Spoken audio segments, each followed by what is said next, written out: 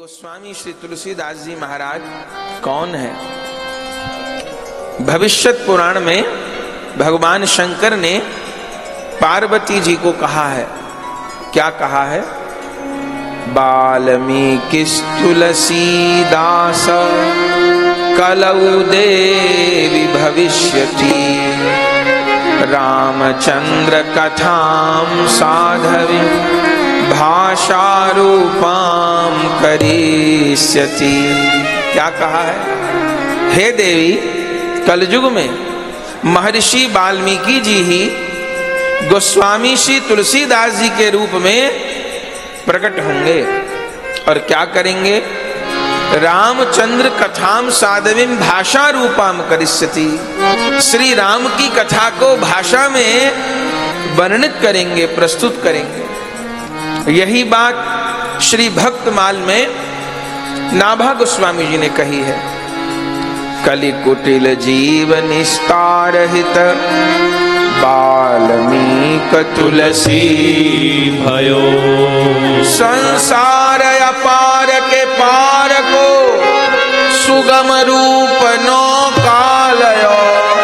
कलि कुटिल जीव निस्तार हित वाल्मीकि तुलसी भयो। स्वयं वाल्मीकि जी कलयुग के कुटिल जीवों का निस्तार करने के लिए गोस्वामी जी के रूप में प्रकट हुए। कहाँ प्रकट हुए गोस्वामी जी? जिनके ग्रंथ का आश्रय ग्रहण करना है, उनको प्रणाम करना, स्मरण करना तो बहुत अनिवार्य है। कहाँ प्रकट भय गोस्वामी जी? कब प्रकट भय? पहले तो 5वीं 6ठी कक्षा में ये दोहा पाठ्यक्रम में था, जो हिंदी की पुस्तक थी काव्य भारती, हमने तो पढ़ा है, आपने भी शायद पढ़ा होगा। पाठ्यक्रम में था। क्या दोहा था? 1554 विषय कालिंदी के तीर श्रावण शुक्ला सप्तमी तुलसी धरेऊ शरीर। विक्रम संवत 1554 में सुनाम धन्य सरयू पारीण ब्राह्मण श्री आत्मा राम जी दुबे और आपकी अर्धांगिनी श्री हुलसी माता जी के यहाँ श्रावण शुक्ला सप्तमी को गोस्वामी तुलसीदास जी महाराज प्रकट हुए। राजापुर गांव में चित्रकूट की ओर चलिए। प्रयाग चित्रकूट की बीच वाले क्षेत्र में यमुना जी के किनारे आज भी राजापुर गांव है। बहुत दिव्य स्थान है, खूब विशाल यमुना जी हैं और आज भी वहां गोस्वामी तुलसीदास जी के सेवित शालिग्राम भगवान, गोस्वामी तुलसीदास जी की हस्तलिखित रामचरितमानस जी की पोथी और गोस्वामी तुलसीदास जी के सेवित शंकर भगवान और गोस्वामी तुलसीदास जी का श्री विग्रह, जो कि स्वतः यमुना जी से प्रकट हुआ था, ये मूल वस्तु विराजमान है और उनका पैतृक स्थान तो है ही। तो राजापुर गांव में आप प्रकट हुए। लेकिन भक्त महापुरुषों का जो जन्म होता है वो विलक्षण होता है। गोस्वामी जी का जन्म हुआ मूलों में। अब मूलों में भी अभुक्त मूल में हुआ था गोस्वामी जी का जन्म। ऐसे जो मूलों का बालक होता है उसका जीवन संघर्ष में तो रहता है, लेकिन मूलों की शांति सब कराते ही हैं, करानी चाहिए ही। तो गोस्वामी जी का मूलों में जन्म हुआ, अभुक्त मूल में। अभी तो सहजता में शांति हो जाती है। 2-3 दिन में पंडित जी लोग जब कर जाते हैं उस नक्षत्र का, और 27 जगह का जल ले आइए, 27 जगह पत्ता ले आइए, 27 जगह की रज ले आइए, कंकल ले आइए, गौमूत्र इत्यादि से स्नान हो जाता है और स्वर्ण के मूल निदान हो जाते हैं और हो जाता है। लेकिन उस समय इतने सरलता से नहीं होते थे। 11-11, 12-12 साल तक उस बच्चे का मुख पिता नहीं देखता था, वो नाना नानी के यहाँ रहता था, क्योंकि मूलों का बालक जो है वो अलग अलग मूल का अलग अलग प्रभाव है, अपने माता पिता की आयु को क्षीण करने वाला भी होता है। ये तो संसारिक बातें रही। तो अभुक्त मूल में गोस्वामी जी का जन्म हुआ। पिताजी प्रकांड विद्वान थे ज्योतिष के, लेकिन उसके साथ एक बड़ी बात और हो गई गोस्वामी जी के जन्म में विलक्षण, कि गोस्वामी जी की देह में अनेक विशेषता। एक तो गोस्वामी जी जब प्रकट भये माता जी के गर्भ सिंधु से, तो रोए नहीं आप, नहीं तो दुनिया में सब रोते हुए आते हैं और प्राय रोते हुए चले जाते हैं। पर धन्य है गोस्वामी जी हंसते हुए आए और हंसते हुए ही गए। महापुरुष का जीवन तो ऐसे ही है। तो गोस्वामी जी रोए नहीं, पहली बात। दूसरी बात, गोस्वामी जी के श्रीमुख में 32 दांत जमे थे पहले से। नहीं, बालक को दांत तो पीछे आते हैं, पहले दूध के आते हैं, फिर वो गिरते हैं तो अन्न के दांत आते हैं। पर गोस्वामी जी मैया के पेट से ही दांत लेकर के आए। तीसरी बात, गोस्वामी जी का नालोच्छेदन नहीं करना पड़ा माता जी के लिए, स्वतः नालोच्छेदन हो गया।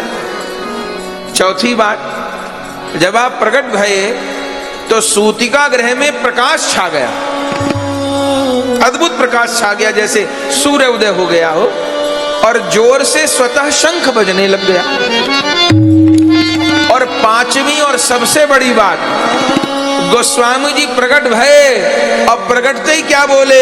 श्री राम श्री राम श्री राम श्री राम श्री राम श्री राम। चरित्र में लिखा है जो दाई आई थी वो तो चीख मार के भागी कि ये क्या हो रहा। प्रकाश छा गए और शंख बज रहे और बच्चा दांत लेके आया, बोल रहा है, वो तो भागी बाहर, बेहोश हो गई। आत्मा राम दुबे प्रतीक्षा कर ही रहे थे क्या खबर आती है। दाई ने घबराते हुए क्या क्या क्या हुआ क्या हुआ क्या हुआ? बोले पुत्र का जन्म हुआ है। बोले पुत्र का जन्म हुआ तो आदमी प्रसन्नता से बताता है कि लाला हुआ है। वो दाई कहते हे भगवान, मेरी तो उम्र बीत गई बालक करवाते करवाते, अरे ऐसा बालक नहीं देखा मैंने। क्या हुआ? बोले प्रकाश छा गया, मुझे तो कुछ करना ही नहीं पड़ा। वो सामान्य रीति से जन्म नहीं हुआ कि नालोच्छेदन करना पड़े। बालक के मुंह में दांत जमे हैं, हंस रहा था तो जन्म हुआ और राम राम बोल रहा है। ऐसा बच्चा हमने थोड़ो देखा। आत्मा राम दुबे ने कहा ऐसा तो मैंने भी नहीं सुना किसी का ऐसा बालक पैदा होता। वो खुद भी विद्वान थे और बाकी और ब्राह्मण भी थे विद्वान, तो स्वयं भी वो विद्वान थे और विद्वान ब्राह्मण भी थे वहां पर। तो क्या किया जाए? तो तुरंत जन्म पत्री बनाई गई। तो क्या उसमें निकला कि अभुक्त मूल में बालक का जन्म हुआ है। और ये सब चेष्टाएं, अब क्या है कि केवल पोथी पढ़े से ज्ञान नहीं हो जाता। इसलिए कबीर बाबा कहते हैं कि पोथी पढ़ पढ़ जग मुआ, पंडित भया न को, ढाई आखर प्रेम का पढ़े सो पंडित हो। केवल पोथी पढ़े से ज्ञान नहीं हो जाता। इसका अर्थ ये नहीं कि पोथी नहीं पढ़नी चाहिए, पढ़नी चाहिए, लेकिन हम आप जो पढ़कर ज्ञान प्राप्त करते हैं वो केवल 1/4 या 1/3 होता है। तो बाकी जो ज्ञान प्रकट होता है, बाकी जो ज्ञान होता है वह गुरु कृपा से आता है। ये जो ग्रंथ हैं, हमारे शास्त्र हैं, ये कोई पुस्तक नहीं है, ये दिव्य ग्रंथ है। ये ज्ञान का प्रकाश गुरुमुख होकर जीवन में होता है। नहीं तो केवल पोथी की बात दूसरी होती है। पोथी थोथी बिन गुरु गम के, गुरु की कृपा के बिना पोथी भी थोती हो जाती है। और गुरु कृपा हो तो कबीर दास जी का चरित्र आप सबने सुना है। कहते हैं मसी कागज छुयो नहीं, कलम गही नहीं हाथ। जो कबीर दास कहते हैं मैंने कलम हाथ में पकड़ी नहीं, कागज कैसा होता, स्याही कैसी होती देखी नहीं। लेकिन आज उन्हीं कबीर दास जी के लिखे दोहों के ऊपर बड़ी बड़ी यूनिवर्सिटियों में रिसर्च हो रही है कि कबीर दास की उल्टी बानी और बरसे कंबल भीजे पानी। किसी में हो ताकत तो और बता। कबीर दास की उल्टी बानी, पानी बरसे कंबल भीजे तो ठीक, वो कह रहे बरसे कंबल भीजे पानी, ऐसी बानी तो कैसे प्रकाशित हो गई। ये कमाल उनके सदगुरुदेव जगत गुरु श्री रामानंदाचार्य भगवान का है। तो गुरु कृपा से जिस ज्ञान की प्राप्ति होती है वो अद्वितीय होता है, वो विलक्षण होता है। तो वो जो बैठे थे गोस्वामी जी के पिताजी के पास आसपास पढ़े लिखे, वो पढ़े लिखे मूर्ख थे।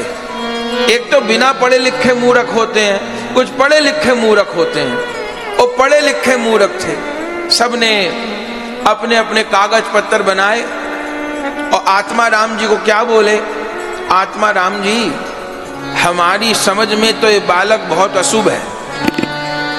अच्छा, अभुक्त मूल का इसका जन्म है, माँ बाप की आयु क्षीण करने वाला होगा और ऐसे बालक का स्वास्थ्य भी अनुकूल नहीं रहेगा।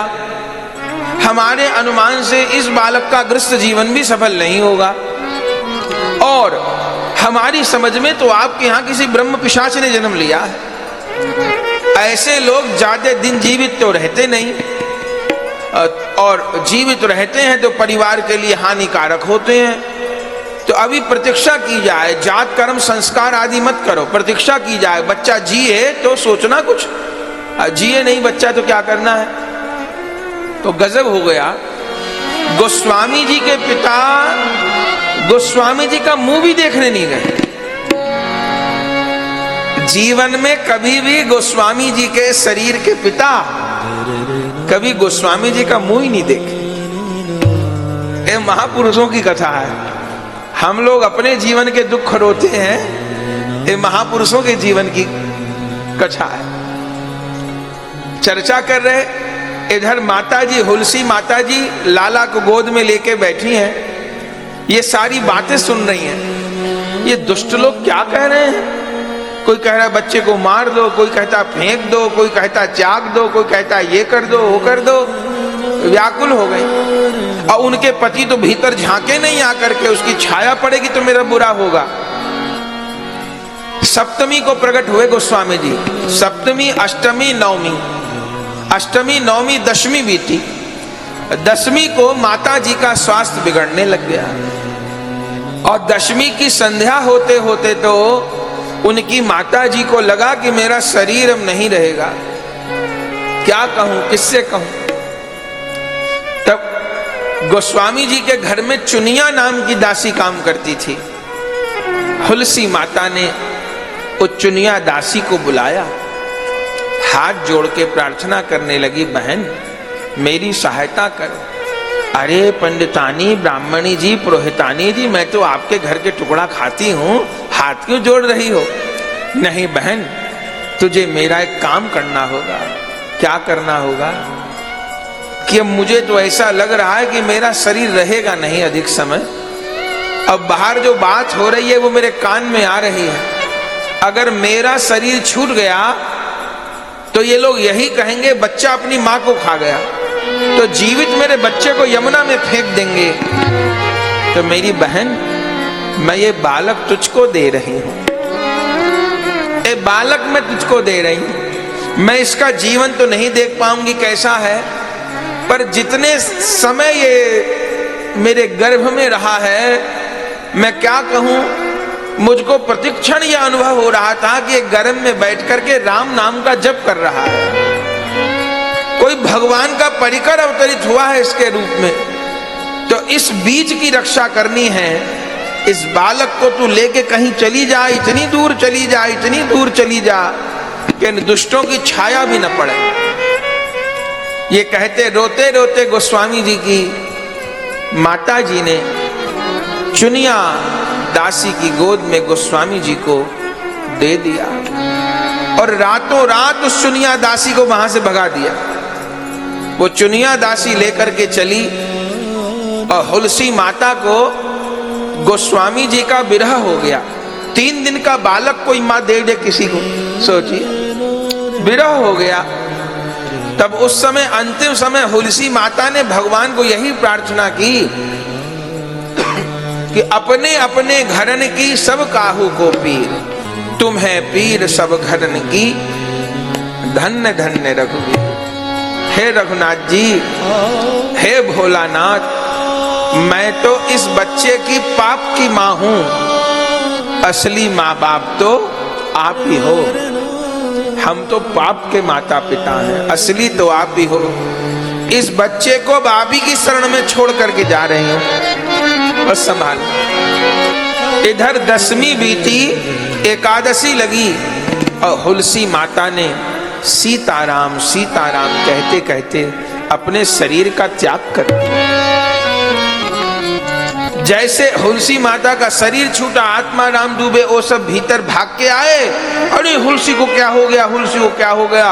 अरे जिसका डर था ये बच्चा अपनी माँ को खा गया, कैसा मनहूस, कैसा अशुभ है। अब इस बच्चे को फेंक दो, ठीक था, उसी समय फेंक देना चाहिए था यमुना में, लेकिन थे ही नहीं। गोस्वामी जी तो ले जा चुकी थी चुनिया दासी, नहीं तो सत्य में ही फेंक देते। पर धन्य है, मिले नहीं और किसी ने ढूंढना चाहा भी नहीं, जो ले गई अच्छा हुआ। वो चुनिया लेकर के गई। वो चुनिया दासी यमुना जी के उस पार हरिपुर गांव में रहती थी, लेकिन उस चुनिया दासी ने 5 साल पालन किया। जब लेकर के पहुंची तो उसके बालक नहीं था कोई। सास ने कहा ये बच्चा कहां से ले आई? चुनिया ने कहा मैं जिनके यहां काम करती हूं झाड़ू पोते का, तो उन ब्राह्मण का बालक है ये, मां तो मर गई सो मुझे बालक दे दिया। तो सास ने कहा ठीक है, तेरे घर बच्चा नहीं है, तू पाल ले। तो चुनिया दासी ने 5 वर्ष तक गोस्वामी जी को पाला। गोस्वामी जी ने अपने ग्रंथों में चुनिया दासी को भी प्रणाम किया है। मां को तो प्रणाम किया ही है, तो वो चुनिया उनको भी प्रणाम किया है गोस्वामी जी। 5 वर्ष तक पालन किया, लेकिन अभी भी व्यथा पूरी नहीं हुई। 5 वर्ष के हुए गोस्वामी जी, चुनिया दासी को एक दिन सांप ने काट लिया। वो चुनिया दासी भी दुनिया छोड़ के चली गई। सास रख सकती थी, लेकिन गांव के लोगों ने कहा हे भगवान, ये बच्चा तो कितना अशुभ है, जन्म देने वाली को खा गया, जिसने लालन पालन किया उसको भी मार डाला इसने। तो सास ने, जो चुनिया की सास थी महाराज, गोस्वामी जी को धक्का देके घर से बाहर निकाला। बहुत कारुणिक कथा है गोस्वामी जी की, बाहर निकाल दिया। इस बात का खुद गोस्वामी जी ने वर्णन किया है, निकाल दिया। अब उसी गांव में क्षेत्र में घूमते थे गोस्वामी जी। अब गोस्वामी जी कहते हैं कवितावली में कि बारे रेते ललाट बिललाट द्वार द्वार दीन, 4 फल जानत हो 4 ही चनक को। बारे ते ललाट बिललाट द्वार द्वार दीन, क्या कहते हैं कि मैं बचपन में भूख से व्याकुल होकर दरवाजे दरवाजे घूमता था कि कोई आधी रोटी दे दे, 1 रोटी दे दे। तो रोटी देनी तो बहुत बड़ी बात, लोग अपने घर के दरवाजे पर मुझे खड़ा नहीं होने देते थे कि ये तो बहुत अशुभ है, इसकी छाया पड़ जाएगी तो क्या हो जाएगा। बारे ते ललाट, कोई नहीं देता था खाने को। अब गोस्वामी जी कहते 4 फल जानत हो 4 ही चनक को।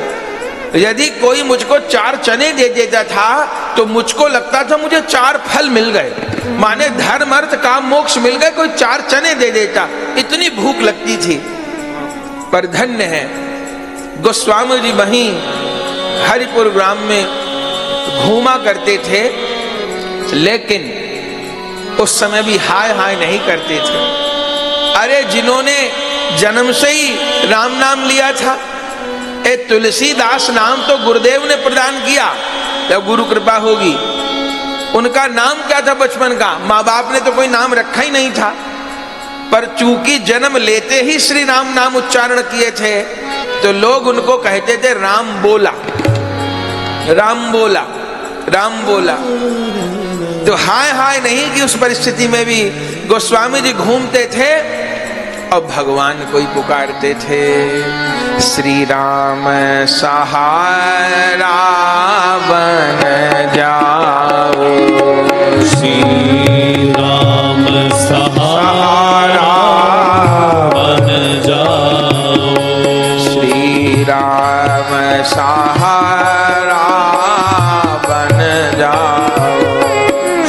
राम सहारा बन जाओ।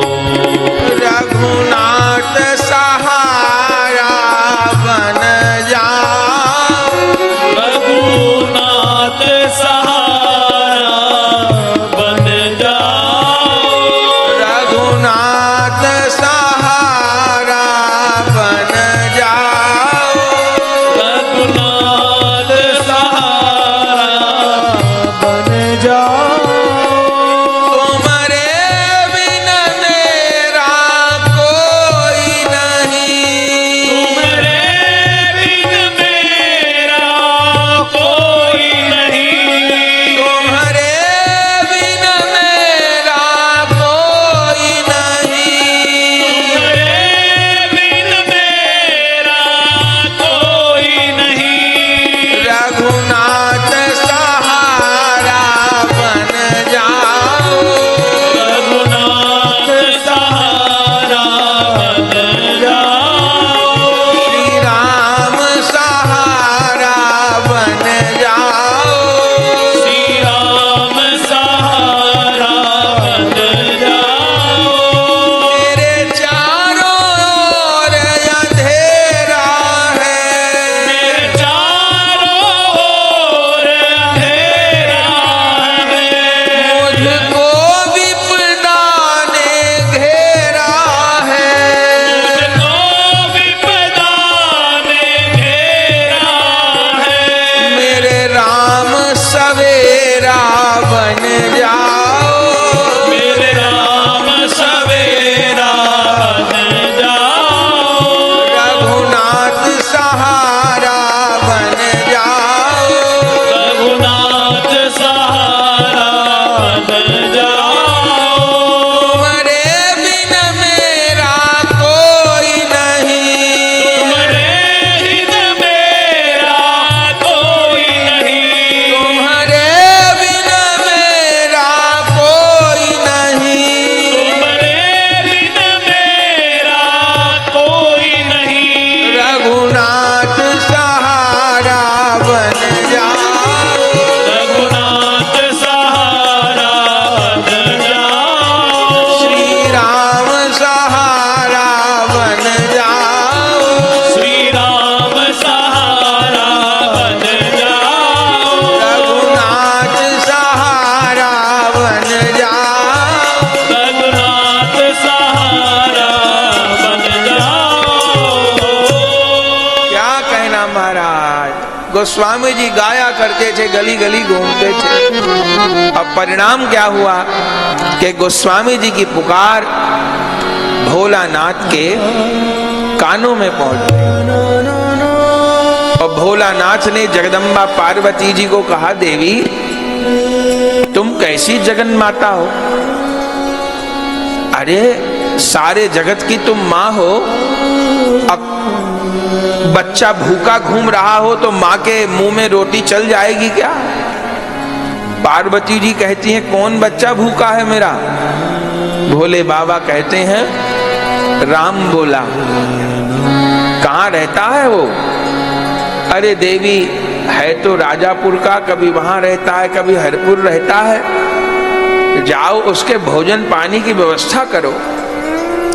पार्वती जी कहती है, नाथ वो इतना बड़भागी है कि भोलानाथ को चिंता हो रही है और मुझे भेजेंगे, तो ये तो बताओ कौन है। भोलानाथ ने कहा, देवी अधिक तो क्या कहूं। अभी इतना ही समझ लो कि स्वयं वाल्मीकि जी ही उस बालक के रूप में अवतरित हुए हैं। अरे महर्षि वाल्मीकि ही आए हैं, तो इतना कष्ट क्यों हो रहा है। बोले तो प्रभु जाने। प्रभु अनेकों बार अपने भक्त के द्वारा ऐसी लीला प्रकाशित कराते हैं, स्थापित कराते हैं जगत में, जिससे सब साधकों को शिक्षा मिले। दो कारण, एक तो हमको ये पता चले भाई गोस्वामी जी भी प्रकट हुए तो कितना कष्ट उनको प्राप्त हुआ दैहिक, तो हम लोगों के जीवन के कष्ट तो राई के दाने के बराबर भी नहीं है। हम तो नाटक ज्यादा कर रहे हैं, बाकी दुख तकलीफ तो नहीं है। छोटी छोटी बातों को पहाड़ करके मान रहे। महापुरुषों के जीवन के कष्ट देखिए, मीराबाई जी के जीवन के कष्ट देखिए, सूरदास जी के जीवन के कष्ट देखिए, नरसिंह जी के कष्ट देखिए। तो पहला तो हमको शिक्षा मिले।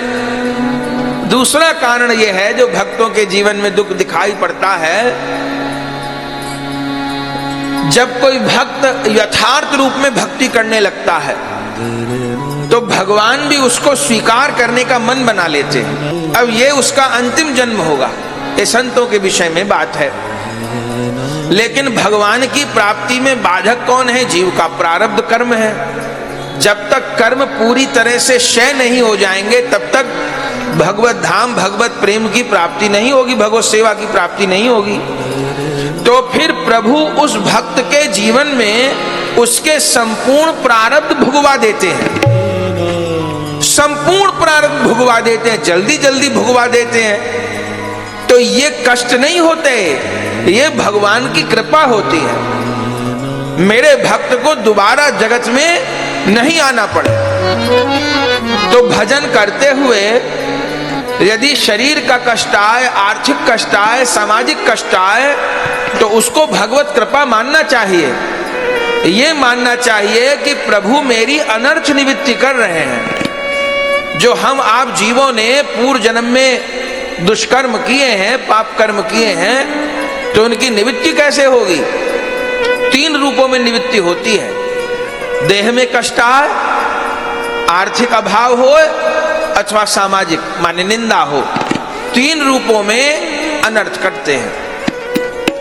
तो प्रभु उस जीव के, उस आश्रित के एक ही जन्म में प्रारब्ध भुगवा देते हैं ताकि उसको दोबारा न आना पड़े, वो मेरे धाम को प्राप्त करे, मेरी सेवा को प्राप्त करे। तो 2 कारण है। तो देवी अब बहुत विलंब मत करो। तो जगदम्बा पार्वती जी को भोलानाथ आज्ञा किए और ग्रंथ में वर्णन है देवी पार्वती जी ने बूढ़ी स्त्री का रूप बनाया और अन्नपूर्णा खीर प्रसाद लेकर के आई हैं। क्या कहना? और बूढ़ी स्त्री का रूप बनाया। गोस्वामी जी तो घूमते ही रहते। पहुंची और गोस्वामी जी को बस कह के पुकारा। गोस्वामी जी अपनी मैया को तो देखे ही नहीं थे कभी और माँ का स्वर भी नहीं सुने थे। जब जगदम्बा पार्वती जी ने बस कह करके पुकारा, गोस्वामी जी को लगा मानो करोड़ों करोड़ों माओं का वात्सल्य इनके स्वर में हो। गोस्वामी जी तुरंत भागते मैया मैया कहते हुए पहुंचे, आंचल पकड़ लिया और पार्वती जी को कह रहे हैं तुम मेरी माँ हो ना? अब पार्वती जी कैसे कह देगी माँ नहीं हो, वो तो सारे जगत की माँ है। तो गोस्वामी जी को कहती हैं हाँ मैं तेरी माँ हूं। तब गोस्वामी जी लिपट करके जगदम्बा पार्वती से रो रहे हैं। मैया ने गोद में उठा लिया, 5 बरस के तो हैं गोस्वामी जी, और गोद में बिठा के गोस्वामी जी कह रहे मैया तू कहाँ चली गई थी? मुझे बहुत भूख लगी है। लोग कहते हैं तेरी माँ भगवान के घर चली गई, तो तू भगवान के घर चली गई थी? हाँ हाँ मैं भगवान के घर चली गई थी। तो तू भगवान के घर से आई है? हाँ मैं भगवान के घर से आई हूं लाला, अब प्रसाद पाले। तब गोद में बिठा के पार्वती जी गोस्वामी जी को खीर प्रसाद पवा रही। प्रसाद पवा दिए। अब वो जगदम्बा के हाथ का प्रसाद जन्म जन्म की तृप्ति हो गई। प्रसाद पवा के जाने लग गई। गोस्वामी जी आंचल पकड़ लिए, कहाँ जा रही हो? बेटा मैं भगवान के घर से आई हूं ना, भगवान के घर जाऊंगी तो कल फिर भूख लगेगी। अब किसी से मांगने की जरूरत नहीं है, संध्या समय मैं रोज यहाँ आ जाया करूंगी, तुझको प्रसाद करा दिया करूंगी, अब कहीं भीख मांगने की जरूरत नहीं है। ठीक है। तो गोस्वामी जी का मांगना बंद हो गया।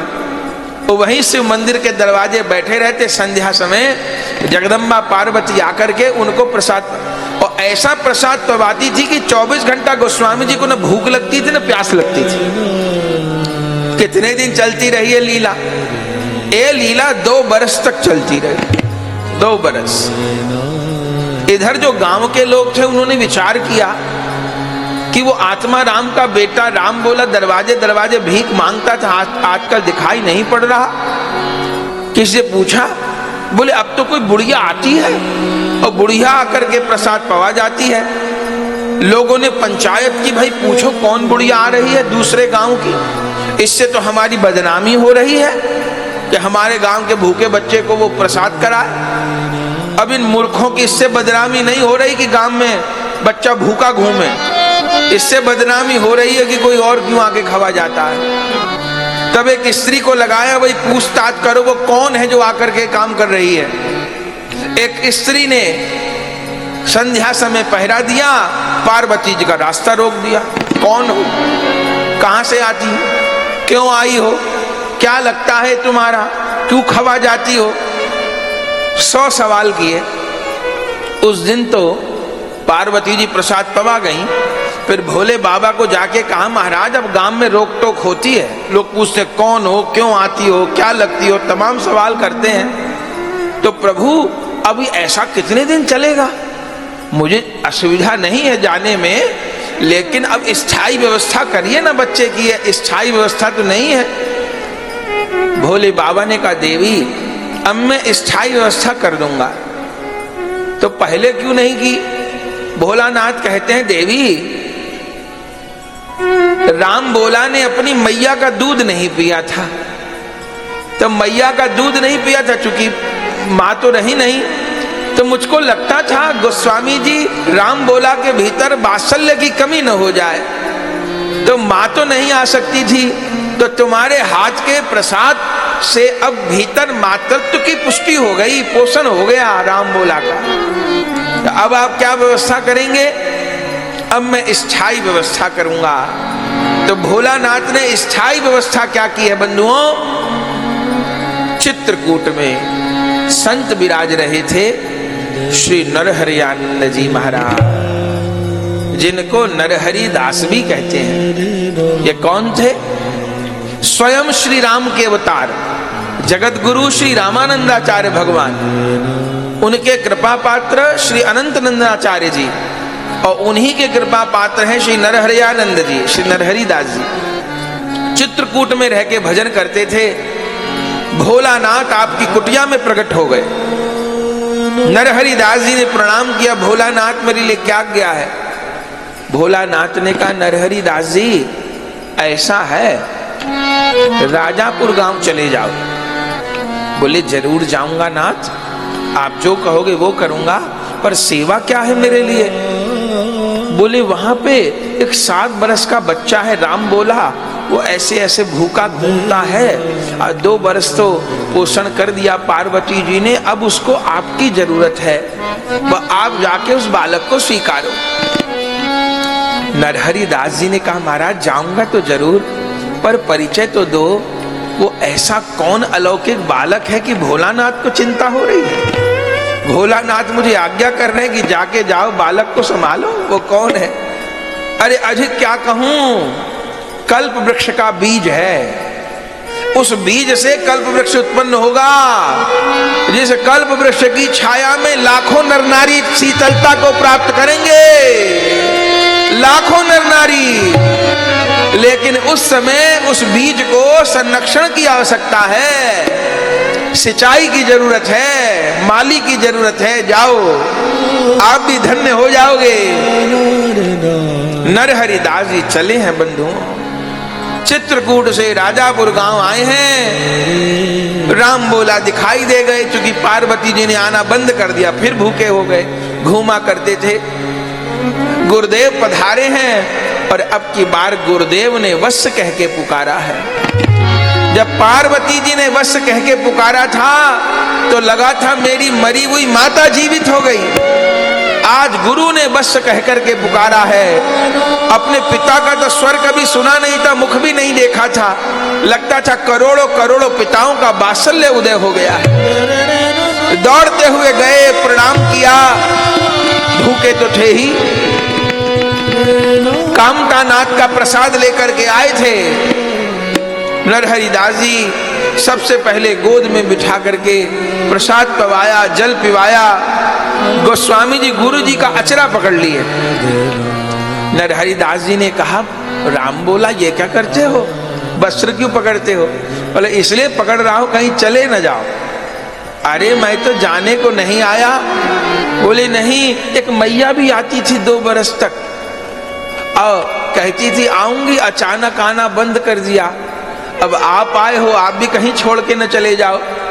तो नरहरिदास जी कहे बस मैं तुझको छोड़ने नहीं आया, मैं तुझको लेने आया हूं। तुम मेरे साथ चलोगे? हाँ हाँ जरूर चलूंगा, जहां ले चलोगे वहीं मैं चलूंगा। पर कभी वो मैया अब न आए, अभी कई दिन से तो नहीं आई वो बूढ़ी माँ, वो स्वस्थ तो है। गुरुदेव ने कहा बेटा अब तुझको मैं क्या कहूं, वो कोई सामान्य स्त्री नहीं थी तो कौन थी? मैं तो दरवाजे दरवाजे घूमता था, यहाँ कोई भी मुझे अपने दरवाजे में भी खड़ा नहीं होने देता। लोग कहते इसकी छाया पड़ जाएगी तो हमारा बुरा होगा। गुरुदेव ने हृदय से लगा लिया, बोले बेटा संसार में कहते हैं कि जब तक जगत की ठोकर नहीं लगती तब तक किसी को ठाकुर नहीं मिलते। तुझे पता नहीं, अगर इन गांव वालों के प्रति द्वेष मत करना। यदि इन गांव वालों ने तुमको ठोकर न मारी होती तो तुमको पता नहीं तुमको कौन प्रसाद पवा के जाती थी। कौन पवा के जाती थी? बोले नगर मोहल्ले गांव में, नगर मोहल्ले गांव में जो करता कोई याद, जगदम्बा के हाथ को मिलता कहां प्रसाद। अरे नगर गांव मोहल्ले में यदि कोई पूछ लेता तो जगदम्बा के हाथ का प्रसाद नहीं मिलता लाला।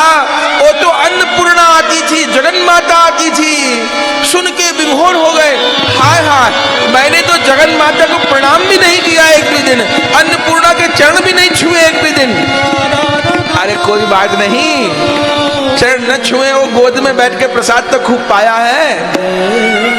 अब चलो, गोस्वामी जी को लेकर के गुरुदेव चल पड़े महाराज। अब कितनी आयु थी? अब गोस्वामी जी की 7 बरस की आयु थी। ये 1561 संवत का प्रसंग है। कहां आए? ले करके आप अयोध्या जी आए हैं।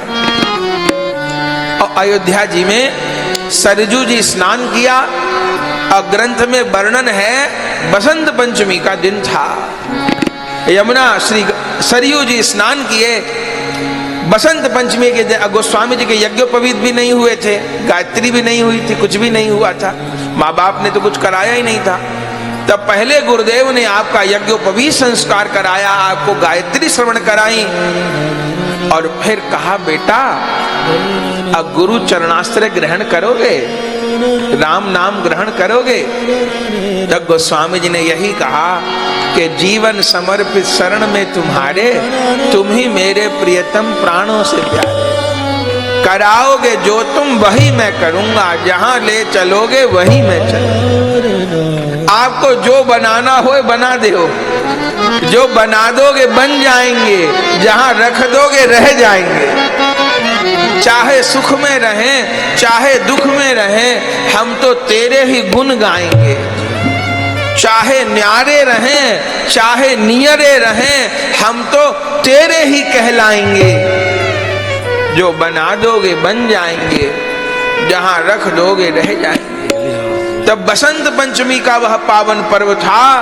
1561 संवत सरयू जी का पावन तर था। श्री गुरुदेव भगवान ने आपके गले में कंठी बांधी, तिलक किए, सवरे संस्कार भये। अब गोस्वामी जी के कान में श्री राम मंत्र श्रवण कराए और जैसे गोस्वामी जी के कान में श्री राम मंत्र प्रवेश किए, क्या कहना, हृदय में भगवान के रूप का प्रकाश हो गया।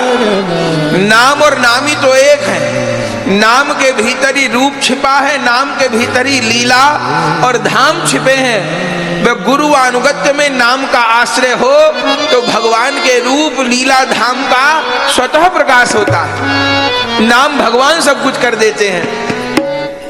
नाम प्रदान किए।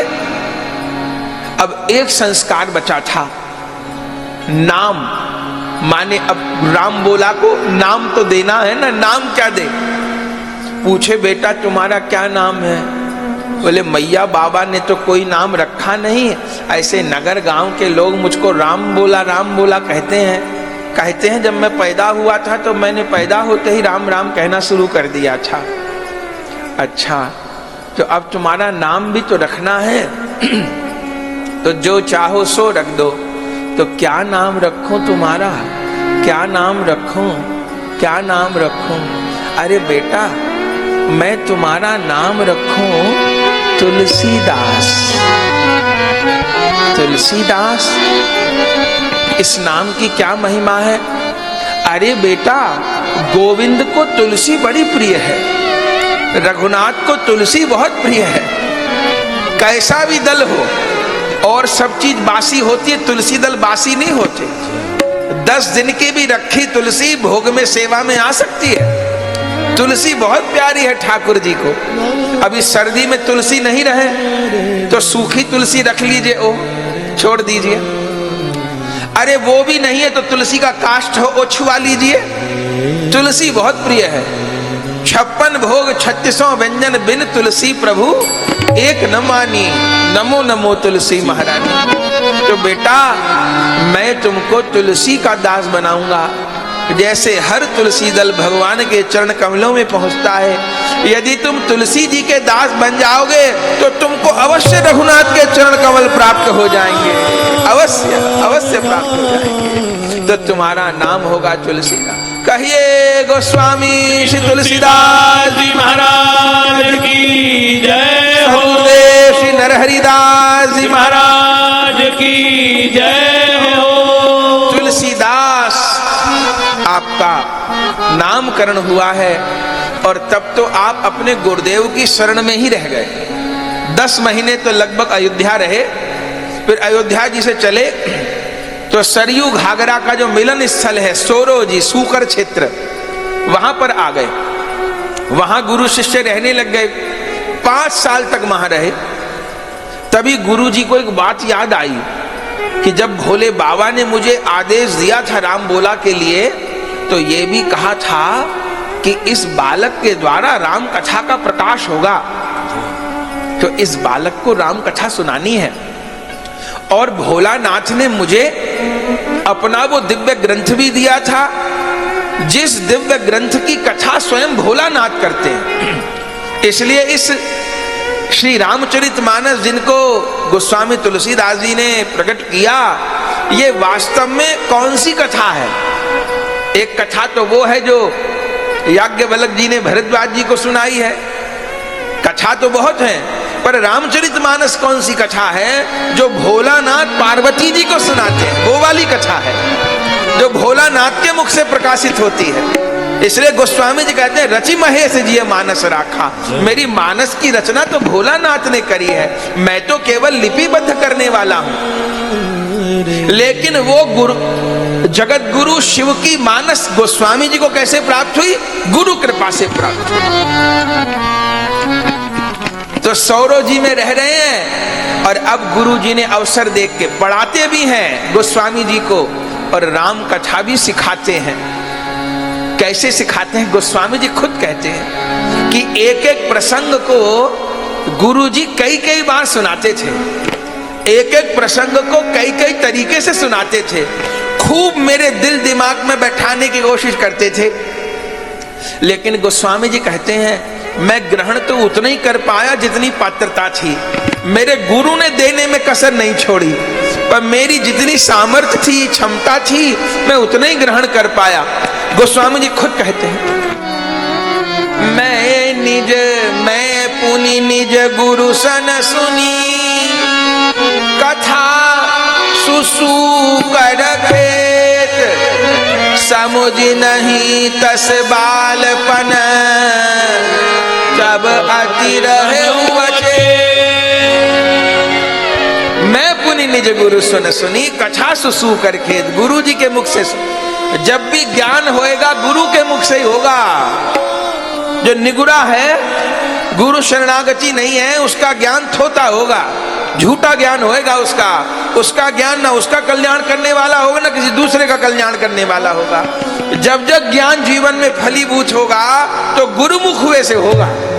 मैं पुण्य जिन निज गुरु सन सुनी कथा सु कर खेत समुझ नहीं तसी बाल बन तब अची रहे वो अचेत। गुरु जी कैसे सुनाते थे? गोस्वामी जी लिखते तदपि कहाई गुरु बारहि बारा तदपि कहाई गुरु बारहि बारा समुझ परी कछु मति अनुसारा समुझ करी कछु मति अनुसारा भाषा बद करब में सोई भाषा बद करब में सोई मोरे मन प्रबोध जई होई मोरे मन प्रबोध जेहि होई नौमी भौमवार मधुमासा नौमी भौम बार मधुमासा अवधपुरी यह चरित प्रकाशा अवधपुरी यह चरित प्रकाशा राम ही प्रिय पावन तुलसी सी राम ही प्रिय पावन तुलसी सी तुलसीदास हित हिय तुलसी सी तुलसीदास हित हिय तुलसी सी क्या कहना जजपि कहाई गुरु बारह ही बारा। गुरु जी बार बार सुनाते थे, बहुत अच्छे से सुनाते थे, पर समुझ परी कछु मति अनुसार। इसलिए जब कुछ कहना हो तो ऐसा नहीं कहते कि गुरु जी ने ऐसा कहा है, ऐसा कहते हैं कि हमने गुरु जी से ऐसा सुना है। गुरु जी ने तो बहुत कुछ कहा है, हमारी कहाँ सामर्थ्य सब कुछ सुन लेते, हमने गुरुदेव से ऐसा सुना है। ये गुरुमुखों की वाणी है। माने अगर हमारे कहने में कुछ गलती हो रही है तो हमारे सुनने की कमी है, वो गुरुदेव के कहने की कमी नहीं है, वो हमारे सुनने की कमी। कह समुझ परी कछु मति अनुसारा, गुरुदेव तो बहुत कुछ कहे, तो मैं अपनी पात्रता के अनुसार ग्रहण कर पाया। तो गुरुदेव ने खूब कथा सुनाई, महाराज खूब सुनाई, 5 बरस तक वहां रहे। फिर मन हुआ काशी चलो, अब रमता जोगी हैं तो काशी आ गए। काशी में नरहरि दास जी के एक मित्र रहते थे जिनका नाम था शेष सनातन।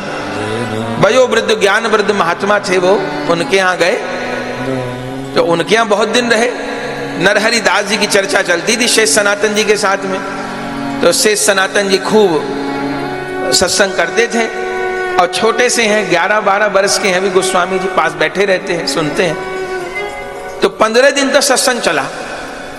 तब शेष सनातन जी ने देखा ये बच्चा बहुत ध्यान से सुनता है।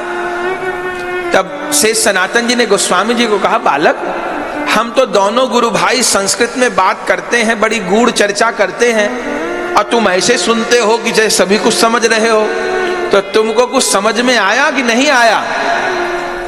गोस्वामी जी कहे कुछ कुछ आया महाराज, जो आप बोलते थे। तो बताओ हमने तुम्हारे गुरु के साथ क्या चर्चा की? तो गोस्वामी जी भी गोस्वामी जी 15 दिन जो जो कहा था, जैसे जैसे कहा था, अक्षरक्ष शुरू से आखिर तक गोस्वामी जी सब सुना दिए। तब शेष सनातन जी कहे, भाई क्या कहना, ये तो बहुत विलक्षण प्रतिभा का धनी बालक है। तो नरहरि दास जी को कहा, गुरु भाई कहां से लेके आए उस रतन को? तो नरहरि दास जी सब बता दिए, सामान्य बालक नहीं है। अच्छा तो गुरु भाई एक बात कहें तुमको? नरहरि दास जी ने कहा, कहिए। ये बालक कुछ दिन को हमको दे दो। बोले आप रख लो। देखो नरहरि दास जी, अब मेरी आयु तो 90 वर्ष की हो गई है, पता नहीं कितने दिन शरीर रहेगा। मुझको लगता था मैं अपना ज्ञान वाला धन किसको देके जाऊं, मुझे अपने यहाँ तो कोई काम का नहीं दिखाई देता। जैसे संसार में पिता अपनी धन वाली संपत्ति पुत्रों को देके जाता है, ऐसे गुरु लोग भी अपनी प्रेम वाली संपत्ति किसी को देके जाते हैं, पर वो पात्र तो हो ग्रहण करने वाला। तो ये तुम्हारे जो शिष्य हैं तुलसीदास, ये मुझको पात्र दिखाई पड़ते हैं, तो यदि आप छोड़ो तो मैं जो भी दे सकता हूं दूंगा।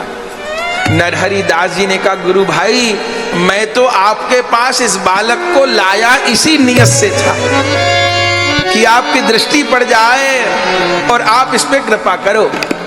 तो ठीक है, गुरु जी छोड़ के चले गए। और गोस्वामी जी 15 बरस रहे शेष सनातन जी के यहाँ, 15 बरस। और 15 बरस में शेष सनातन जी ने अपने संपूर्ण जीवन का ज्ञान, वेद, उपनिषद, पुराण सब कुछ गोस्वामी जी के भीतर स्थापित कर दिया। अब 15 बरस रहे, शिक्षा गुरु लगते हैं शेष सनातन जी। फिर शेष सनातन जी का शरीर पूरा हो गया, तब गोस्वामी जी ही उनकी सब अंतिम क्रिया किए। और अब तो आयु हो गई गोस्वामी जी की, लगभग 27-28 वर्ष की आयु हो गई है। गोस्वामी जी चलने लगे। अब मन में सोचे कहाँ जाऊं, तो विचार किया कभी भी जीवन गुरु अनुगत्य के बिना नहीं रहना चाहिए। अगर अपने गुरुदेव का चरणाश्रय संग सानिध्य मिल जाए तो इससे अच्छी तो कोई बात नहीं होती। पर अगर कभी ऐसा हो कि गुरुदेव शरीर में ही न रहे, लीला में चले जाएं, तो फिर क्या करें? तो किन्हीं सजातीय महापुरुष के सानिध्य में रहे, कभी भी स्वतंत्र न रहे, महापुरुष के चरण सानिध्य में ही रहे, स्वतंत्र न रहे। तो अब शिक्षा गुरुदेव चले गए, तो मैं चित्रकूट जाता हूं गुरुदेव के पास। तो चित्रकूट जाने लग गए नरहरि दास जी के पास, पहुंच नहीं पाए थे। रास्ते में संवाद मिला कि नरहरि दास जी महाराज कल ही लीला में प्रविष्ट हो, शरीर त्याग किए। तो गोस्वामी जी रास्ते में मूर्छित होकर के गिर गए। कहाँ जाऊं, क्या करूं, हा गुरुदेव कह के। तब गुरुदेव ने स्वप्न में आज्ञा प्रदान करी, तुलसीदास रो मत, अब हम लोगों का जितना काम था हम लोगों ने पूरा कर दिया, अब कोई बात नहीं, तुम धीरज धारण करो, मैं तुमसे कहीं अलग नहीं हूं, तुम्हारे पास ही हूं। अब जो ज्ञान तुमको कृपा प्राप्त हुई है उसका वितरण करो। जो अकेले बैठ के खाता है उसको पशु कहते हैं, जो 5 को बांट के खाता है उसी को मनुष्य कहते हैं। तो बांटो इस वस्तु को। तो गोस्वामी जी सोचे कहाँ जाऊं, तो चित्रकूट के रास्ते में ही थे, तो पास में राजापुर गांव था उनका जन्म स्थान। तो सोचे चलो जन्म स्थान को प्रणाम करते जाओ, पिताजी को तो देखा ही नहीं कहीं, तो पिताजी को प्रणाम तो दूर से कर लेंगे, मेरा मुंह देखेंगे कि नहीं देखेंगे कोई बात नहीं। पहुंचे गांव में, अब गांव वाले पहचान नहीं पाए। अब तो बड़ा तेजस्वी स्वरूप था गोस्वामी जी का। प्रणाम की, अरे पंडित जी, आचार्य जी कहाँ से आए, कहाँ के हो? गोस्वामी जी हंस के बोले, मैं यहीं का हूं। अरे यहीं के हो? नहीं, यहाँ के तो नहीं हो। किसके घर के हो, किसके बेटे हो? अरे महाराज, वो जो इन सब गांवों के मुखिया ना श्री आत्मा राम जी दुबे, उनका। आत्मा राम के बेटे हो तुम? राम बोला। हाँ, अब तो सारे गांव के लोग पैरों में पड़ गए। गोस्वामी जी ने कहा, क्या करते हो, मैं तो बच्चा हूं आपका। बोले, बहुत अपराध किया आपके प्रति हमने, रोटी नहीं देते थे, दरवाजे पे खड़ा नहीं होने देते थे, धक्का दे देते। तो क्या हुआ? बोले, इसका परिणाम हमको मिला। क्या परिणाम मिला? बोले, एक महात्मा आए थे और जब उन्होंने देखा कि पिता की इतनी निष्ठुरता अपने पुत्र के प्रति, तो आप अपने पिताजी को मत ढूंढो, अपने घर परिवार में किसी को मत ढूंढो, वो महात्मा आपके वंश को श्राप दे के गए। बोले, ऐसे वंश का विनाश हो जाए जो ऐसे महापुरुष को धारण नहीं कर पाया। तो 6 महीने बाद आपके पिताजी की मृत्यु हो गई थी और अब आपके घर कुल परिवार में कोई नहीं बचा। और हम लोगों ने भी जो अपराध किया महापुरुष के प्रति, तो उसका परिणाम यह है कि अब सबके घर में विकलांग बच्चे पैदा होते हैं। सब निर्धन हैं, रोगी हैं, विकलांग बच्चे पैदा होते हैं। 1000 उपाय कर लिए, सबका यही कहना था, जिस महापुरुष के प्रति अपराध किया उसी से क्षमा याचना करो। तो हम लोग बहुत ढूंढते थे, आप कहाँ हो, खबर नहीं। आज विधाता ने मिला दिया, अब कहीं नहीं जाने देंगे और यहीं विराजो, और यहीं विराजो, अब नहीं जाने देंगे। जब सब लोग रोकर विनती करने लग गए, तो गोस्वामी जी सोचे कहीं ना कहीं तो रहना ही है अब। तो चलो यहीं रह जाते हैं, यमुना जी का किनारा है, पवित्र क्षेत्र है। रह गए। गांव वालों ने सब व्यवस्था कर दी। गोस्वामी जी से कहा आपको कैसे जीवन निर्वाह करना है? बोले गुरु लोगों की आज्ञा है और कथा कहनी है, सत्संग करना है, बस यही जीवन है। तो ऐसा करो आप यहीं सत्संग करो ना, हम सब लोग कथा सुनेंगे आपसे, आप कथा कहो। तो गोस्वामी जी वहीं यमुना जी के किनारे कथा कहना प्रारंभ कर दिए और गांव के लोग सुनते थे, खूब आनंद होने लग गया। गोस्वामी जी कितनी सुंदर कथा कहते थे। धीरे धीरे करके और समय बीते। गोस्वामी जी लगभग 32 वर्ष की आयु हो गई। एक दिन कथा में एक भरद्वाज नामक ब्राह्मण आए। ये कौन थे? ये तारीपतो नामक गांव में रहते थे। इनकी कन्या का नाम था रत्नावली। भैया दूज का दिन था तो जमुना जी स्नान करने आए थे अपनी कन्या के साथ। तो देखा यमुना जी के उस पार बहुत भीड़ है, कोई पंडित जी कथा सुना रहे हैं और तमाम श्रोता विभोर होके सुन रहे हैं, बैठे हैं। तब आ गए भरद्वाज जी, वो भी बैठ गए। बड़ी सुंदर कथा। जब कथा हो गई तब गांव वालों से पूछा कि ये पंडित जी कौन है? बोले हमारे गांव के हैं, तुलसीदास नाम है, ऐसे बताया। अच्छा, तो ग्रस्त हैं कि विरक्त हैं? बोले विरक्त भी नहीं है, ग्रस्त भी नहीं है, अभी तो ब्रह्मचारी हैं। तो क्या गृहस्थ आश्रम में जाएंगे? बोले ये भी हमको खबर नहीं कि गृहस्थ आश्रम में जाएंगे कि विरक्त होंगे। मेरी बेटी है रत्नावली, 1000 जगह बर ढूंढ लिए, कोई दिखाई नहीं पड़ा। इन पंडित जी को देखते ही बस मुझे मेरी मंजिल मिल गई। तो यदि ये पंडित जी मेरी कन्या को स्वीकार कर लें, बहुत सुशील है, बहुत गुणवान है, तो मैं धन्य हो जाऊं। गांव वालों ने कहा निवेदन कर लो, यदि स्वीकार कर ले तो बहुत अच्छी बात है, व्यवस्था हम सब कर देंगे, अगर गृहस्थ होते तो बड़ी अच्छी बात है। भरद्वाज जी ने कहा गोस्वामी जी मना कर दिया कि मुझे गृहस्थ नहीं होना है। तब वो पंडित जी, भरद्वाज पंडित जी हट करने लग गए। ग्रंथ में उल्लेख है, नहीं माने गोस्वामी जी तो उन्होंने भोले बाबा के मंदिर में अनशन किया। चंद्रधर शिव का मंदिर था, वहां अनशन किया उन्होंने, और ऐसा अनशन किया कि भोलानाथ प्रकट हो गए। कथा तो विस्तार के, अभी तो बस संक्षेप में कह के तो मानस जी प्रकट हुई, इस प्रकरण तक आ जाए, इसलिए चरित्र कह रहे हैं। तो भोलानाथ प्रकट हो गए।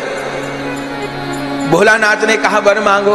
बोले एक ही वर चाहिए, जैसे रुक्मणी जी को कृष्ण की प्राप्ति भई, सीता जी को राम जी की प्राप्ति भई, ऐसे मेरी कन्या को तुलसीदास जी की प्राप्ति हो जाए, यही चाहिए। उन्होंने कहा ठीक है। बोले मानते नहीं है। भोले बाबा ने कहा हम आज्ञा कर देते हैं, मान लेंगे। तब भोले बाबा ने गोस्वामी जी को आज्ञा की। गोस्वामी जी ने कहा भोलानाथ मैं तो गृहस्थ में नहीं जाना चाहता, विरक्त होना चाहता हूं, मेरी विरक्तों की परंपरा है और विवाह तो बहुत झंझट है। तब भोले बाबा आज्ञा किए, हमारी आज्ञा से विवाह करो, तुमको झंझट नहीं होगा, और ये विवाह भी तुमको इस भक्ति मार्ग में बहुत बढ़ाने वाला होगा, पीछे करने वाला नहीं होगा। तब भोलानाथ आज्ञा करती है, तब गोस्वामी जी स्वीकार कर लिए और रत्नावली जी के साथ गोस्वामी जी का विवाह हो गया। ऐसा भक्तमाल जी में वर्णन है। गोस्वामी जी के प्रकट शिष्य हुए वेणी माधव जी, उनका एक ग्रंथ है मूल गोसाई चरित, मूल गोसाई चरित। तो उसमें वो गोस्वामी जी के शिष्य हैं, प्रकट शिष्य हैं, उन्होंने वर्णन किया है। विवाह हो गया और उसके बाद जो लीला हुई सब जानते हैं। पर कभी महापुरुष के चरित्र में दोष दर्शन नहीं करना। जो प्रभु के हो गए, जो प्रभु के जन हैं, अब उनके जीवन में जो कुछ भी घट रहा है वो भगवत इच्छा से ही घट रहा है। उनके जीवन में जो कुछ हो रहा है वो भगवत इच्छा से घट रहा है। यदि गुण दोष को देख लिए तो अपनी हानि होगी, भगवत इच्छा से हो रहा है। और सब जानते हैं गोस्वामी जी की रत्नावली में अत्यंत आसक्ति हो गई। इतनी आसक्ति हो गई कि 5 वर्ष ब्याह को बीत गए। न तो एक दिन गोस्वामी जी राजापुर गांव छोड़कर गए और न कभी वह रचनावली एक दिन भी अपने पीहर गई 5 साल में, एक भी दिन नहीं गई। न गोस्वामी जी कहीं गए, एक भी दिन नहीं गए, एक भी दिन नहीं। 5 बरस बीत गए। अब उसका मन तो करता था मैं जाके अपनी माँ से मिलूं, पर नहीं जा पाई, इतना अधिक आकर्षण था। एक दिन गोस्वामी जी को दूसरे गांव से निमंत्रण आया। गोस्वामी जी भी नहीं जाते थे, पर निमंत्रण दूसरे गांव से आया। जाना तो नहीं चाहते थे, बहुत दबाव था गोस्वामी जी को। तब रत्नावली को कहा कि अब मुझको जाना पड़ेगा दूसरे गांव में, मन मेरा नहीं है बिल्कुल जाने का, पर गणमान्य लोगों का दबाव है, पर मैं संध्या समय जल्दी आ जाऊंगा, तुम दुखी मत होना। ऐसा कह के गोस्वामी जी चले गए। अब प्रभु को तो लीला करनी थी। इधर गोस्वामी जी दूसरे गांव गए। उसी दिन संयोग से रत्नावली के भाई आ गए भागते हुए। रत्नावली ने देखा मेरे भाई आए, मिली अपने भाई से, कहो भैया। भाई की आंखों में आंसू थे, क्या हुआ? बोले बहन, माता का अंतिम समय चल रहा है, मां रुग्ण है, अंतिम समय चल रहा है, बस कहती है इसीलिए प्राण रुके हैं, एक बार बेटी का मुख देख लूं फिर प्राण छूट जाएंगे। चेहरे में मां के प्राण अटके हैं। अगर मेरी स्थिति होती तो मैं मां को यहां ले आता, पर वो आ नहीं सकती, अंतिम समय में है, तो बहन तो चल। रत्नावली ने कहा भैया मेरे स्वामी नहीं है, उनसे पूछे बिना मैं कैसे चली जाऊं? अरे विपत्ति के समय मर्यादा नहीं रहती, तू जब तक पूछेगी आएंगे, माँ के प्राण छूट जाएंगे, तू चल। अरे कैसे चली जाऊं, मैं तो कभी पूछे बिना नहीं गई। अरे माँ के लिए चल बहन, इतना नहीं कहलवाते। अब उनके मन में भी माँ की ममता उजागर हो गई, और भाई भी बहुत जोर दे रहा था। तब रत्नावली जी एक पत्र लिख करके गई, और पत्र में सारी बात लिख दी उन्होंने कि ऐसी ऐसी परिस्थिति है, मैंने भोजन आदि बना के रख दिया है, मैं आज ही आ जाऊंगी या कल तक आ जाऊंगी, अधिक से अधिक आप भोजन ग्रहण करके विश्राम करिएगा, मेरे अपराध को क्षमा करिएगा, ये परिस्थिति है, मैं आपसे आज्ञा नहीं ले पा रही। इसलिए रत्नावली चली गई हैं, अपनी माँ से भी मिलनी, सबसे मिलनी, और उसी दिन वो वापस भी चलना चाहती थी। लेकिन अब प्रभु की तो लीला है, वापस चलने को ही तो वज्रपात हो गया, भयानक आंधी तूफान मेहा, इतने यमुना जी में बाढ़ आ गई। यमुना जी के उस पार गांव था। अब वो जाना चाहती है तो अब आए कैसे, बहुत जोर बारिश, आंधी तूफान, बिजली। भाई ने कहा बहन इतनी क्या आफत है, एक दिन को बात है, वर्षा रुक जाएगी तब चली जाना, एक दिन तो रुक जाओ कम से कम। तब न चाहते हुए रत्नावली रुक गई। संध्या समय गोस्वामी जी आए, रत्नावली को नहीं देखा, पत्र पढ़ लिया, प्रसाद भी किसी प्रकार किया, लेकिन चैन नहीं है। भगवत लीला हो रही है, दोष दृष्टि नहीं करनी है, भगवत लीला हो रही है। प्रभु को अपने भक्त से जैसे खेलना है वो वैसे खेलेंगे। गोस्वामी जो परिकर हैं उनमें दोष की संभावना कहां है? भगवान की लीला, भगवान की इच्छा से हो रहा है जो हो रहा है। नहीं चैन मिलता, करते करते अपने आप को रोकते हैं, पर कितना प्रबल उनका आकर्षण की नहीं रह पा रहे हैं। आधी रात बीती, लगने लगा कि रत्नावली के बिना प्राण छूट जाएंगे। ऐसा विरह हो गया, सोचे कि यहां विरह में प्राण छोड़ने से अच्छा है मैं जाके मिलूं। आधी रात को चल पड़े, मेहा बिजली क्या क्या। यमुना जी में कोई नौका नहीं चल रही, बाढ़ आ रही यमुना जी में, कैसे पार हों? तो यमुना जी में कूद गए और इतनी प्रबल की धारा में बहने लग गए। तभी एक स्त्री का शव आता दिखाई दिया बहता, कोई पतिव्रता थी। गोस्वामी जी को रात में लगा कि कोई तख्ता फटता है, उसी पे चढ़ गए, शव के ऊपर चढ़ गए, पार हो गए किसी तरह। परली पार, गीले शरीर, कीचड़ में सना शरीर, भाग रहे हैं रत्नावली के घर की ओर। अब दरवाजे बंद, रात को तो इतना आंधी तूफान, कोई दरवाजा छोड़ो, दरवाजे बंद। तो मन में संकोच कि दरवाजा खटखटाऊं तो सब घर के लोग जाग जाएंगे। तो घर के पीछे गए तो ऊपर से अटारी दिखाई दी, दीपक जुड़ा है। सोचे वही है रत्नावली, तो क्यों ना मैं अटारी से ही भीतर चला जाऊं। और चढ़ूं कैसे? तो विषधर नाग लटका हुआ है। रात के अंधेरे में नाक को रस्सी मान रहे हैं। आज सोच रहे रत्नावली ने ही रस्सी गिराई थी मेरे लिए। वो सोच रही है कि उसके मेरे बिना उनका मन नहीं लगेगा, वो आएंगे तो आए, तो रस्सी की व्यवस्था कर दी है। तो उसी नाग को रस्सी मान करके पकड़ करके चढ़ गए छत पे और आंगन में झप से कूदे आकर।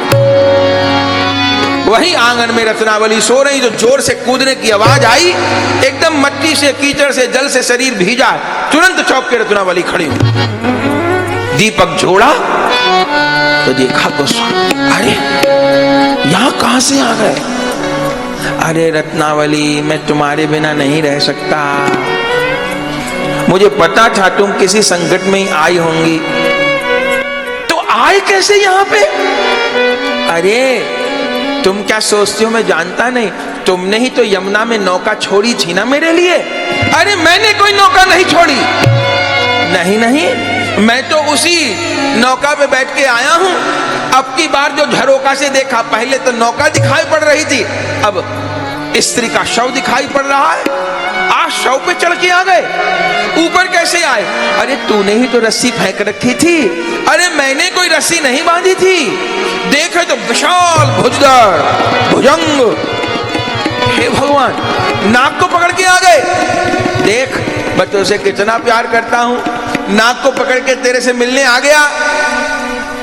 लेकिन रत्नावली को तो क्रोध आ गया, और रत्नावली नहीं बोल रही, अब गुरुदेव ही मुख से बोल रहे हैं, देख मैं तुझसे कितना प्यार करता हूं। रत्नावली ने कहा, धिक्कार है तुमको, तुम्हारे प्यार को। सब पे चढ़ के भुजंग को पकड़ के आ रहे हो, इस हाड़ मास की क्या है मेरे शरीर में? एक चमड़ी हटा के देखोगे तो मल मूत्र के अलावा कुछ भरा नहीं शरीर में। इतनी ममता, धिक्कार है तुमको। ऐसे गुरु के शिष्य, इतने ज्ञानी, इतने महात्मा, इतने बड़े व्यास, ऐसे कर्म, धिक्कार है तुमको। अरे इस हाड़ मास के शरीर में प्रेम किया, यदि इससे आधा प्रेम रघुनाथ में किया होता तो भवसागर पार हो गए होते। हाड़ मास की देहमम तामे इतनी प्रीत, जिसुवाधि जो राम प्रति अवश्य मिटति भवभीत, भवसागर पार हो गए होते। बोलती चली गई रत्नावली, बोलती चली गई। जिन्होंने कभी ऊंचे स्वर में बात नहीं की थी गोस्वामी जी से, आज जाने क्या क्या बोला, क्या क्या बोला, क्या क्या बोला, बोलती चली गई। और गोस्वामी जी चुप खड़े होकर सुन रहे हैं। आज उनको लग रहा है रत्नावली नहीं बोल रही, आज उनको लग रहा है इनके मुख से मेरे गुरुदेव ही बोल रहे हैं। अंत में गोस्वामी जी ने रत्नावली को प्रणाम किया है और कहा है, देवी आज तूने मोह निशा में सोए प्राणी को जगा दिया। और प्रणाम करके गोस्वामी जी सदा के लिए घर छोड़कर चल पड़े। जब गोस्वामी जी चल पड़े तब रत्नावली को होश आया, मैंने क्या क्या बोल दिया। रोने लगी, तब भाई उठ के आ गए, माता पिता आ गए। भाई ने कहा, क्या हुआ क्या हुआ? अरे अनर्थ हो गया, अनर्थ हो गया, चले गए, रोको रोको, चले गए चले गए। हुआ क्या? अरे मुझे पता नहीं क्या हुआ, क्या क्या बोल दिया मैंने, रोको रोको, नहीं आए तो मैं प्राण नहीं रखूंगी। अब तुरंत पीछे पीछे भाई भागे, रास्ते में रोक लिया गोस्वामी जी को, कहाँ जा रहे हैं, कहाँ जा रहे हैं? अरे कोई बात नहीं, घर में तो ऐसी बातें हो ही जाती हैं, अपराधी मैं हूँ। रत्नावली तो नहीं आना चाहती थी, मैं ही जबरदस्ती लाया हूँ। रत्नावली का चलिए चलिए चलिए चलिए, कोई बात नहीं, घर में तो ऐसी बात हो जाती, इतने नाराज छोड़ो होते हैं। अभी रात का समय है, आप भी सोइए, अभी सोने का समय है। सवेरे हम दोनों अपने बहन बहनोई दोनों को विदा करेंगे अच्छे से, अभी तो सोने का समय है, सोइए। गोस्वामी जी कहते हैं, भैया आज सोने का समय नहीं रहा, आज जागने का समय हो, आज सोने का समय। तब गोस्वामी जी जिस पद को गाए, विनय पत्रिका में वो पद लिखा है। कौन से पद को गाते हुए गोस्वामी जी ने गृह त्याग किया? अब लौन सानी अब नान से, अब लौन सानी अब नान से, अब लौन सानी अब नान से, लो न सानी अब नान से हो। राम कृपा भवनी सासी रानी, राम कृपा भव दिशा शिरानी, राम कृपा भवनी सासी रानी, राम कृपा भव दिशा शिरानी, आगे फिर ना डसे हो, आगे फिर ना डसे हो। अब लो न सानी अब ना नसे हो, अब लो न सानी अब नान से हो। अब लो न सानी अब ना नसे हो, अब लो न सानी अब नान से हो। पायो नाम चारु चिंतामणि, पायो नाम चारु चिंतामणि, उर कंचन ही कसे हो, उर कंचन ही कसे हो। अब लो न सानी अब ना नसे हो, अब लो न सानी अब नान से हो। अब लो न सानी अब ना नसे हो, अब लो न सानी अब नान से हो। मन मधुकर पन कर तुलसी, मन मन मधुकर प्रण कर तुलसी, मन मधुकर प्रण कर तुलसी, मन मधुकर प्रण कर तुलसी। रघुपति पद कमल बसे हो, रघुपति पद कमल बसे हो। अब लो न सानी अब ना नसे हो, अब लो न सानी अब नान से हो। अब लो न सानी अब ना नसे हो, अब लो न सानी अब नान से हो।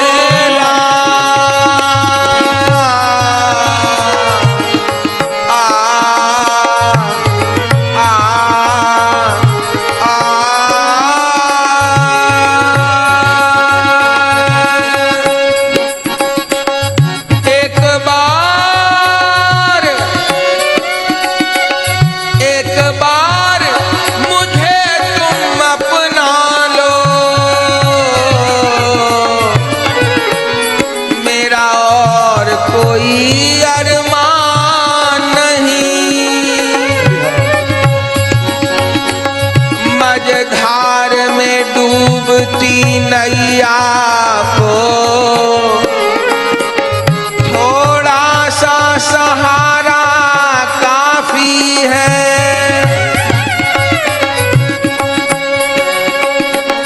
मेरे दिल को तो तेरी नजरों का